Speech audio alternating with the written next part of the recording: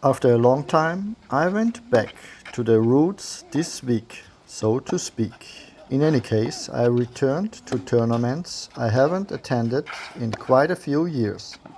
ITF Junior Tournaments. In the wider world of tennis, the grass court season is in full swing, and one of our players was competing in the qualifying rounds at Wimbledon. Of course, such a major event requires a certain amount of preparation, and for Yuri Rodionov that took place at a Challenger tournament in Dublin. This week was definitely a good one. By reaching the final, he was able to not only earn more points for the world rankings, but also gain valuable match experience on grass. But not all grass courts are the same. The courts in Roehampton, where the Wimbledon qualies are held, are quite a bit faster this year, so Yuri had to adjust once again. Although he had adapted well after a first round victory, Yuri was eliminated in the second round of Wimbledon qualifying in a close match against the Swiss player Bertola. I traveled to Pilsen in the Czech Republic with a young Egyptian player for an ITF Junior tournament. Being back at one of these tournaments after such a long time made me curious beforehand. Ayad Sherif was the player I coached at this tournament. With J200, the field was certainly not bad at this ITF Junior tournament.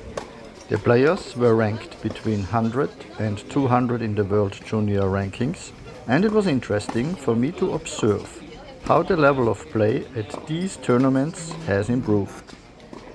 What struck me, as expected, was that most players had benefited from solid technical training and possessed the corresponding strokes.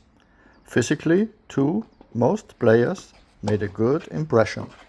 Where I still saw room for improvement was in the structure of the game and, of course, in consistency. But for me, these two go hand in hand. As soon as a player brings more structure to their game, a game plan, and when necessary a plan B, greater consistency usually follows automatically. A few impulsive ideas and the resulting mistakes show that this is still junior tennis, but the level has continued to improve over the years. Ayad lost in the second round of the tournament. His opponent made fewer mistakes at the crucial moments and therefore deserved to win. Sebastian Sorga and Slava Bielinski were playing together in a tournament again for the first time in a while. Along with Ivan Galic, the two players competed in a 25K ITF tournament in Zagreb. Slava was eliminated in the first round. Unfortunately, Slava is currently in a very vulnerable mental state and is unable to block this out during matches. As a result, he is currently performing well below his potential. Sebastian suffered a loss in the quarterfinals. He lived up to his seeding in the draw, but it wasn't enough to secure any further victories. So all eyes are now on the upcoming tournament at Wimbledon. Just like in Paris, it looks like it's going to be really hot few days. These temperatures also play a role on grass, although to a slightly lesser extent than on hard courts, for example.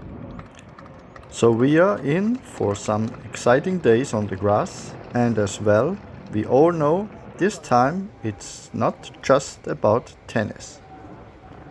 Thanks for your interest and see you in the next video.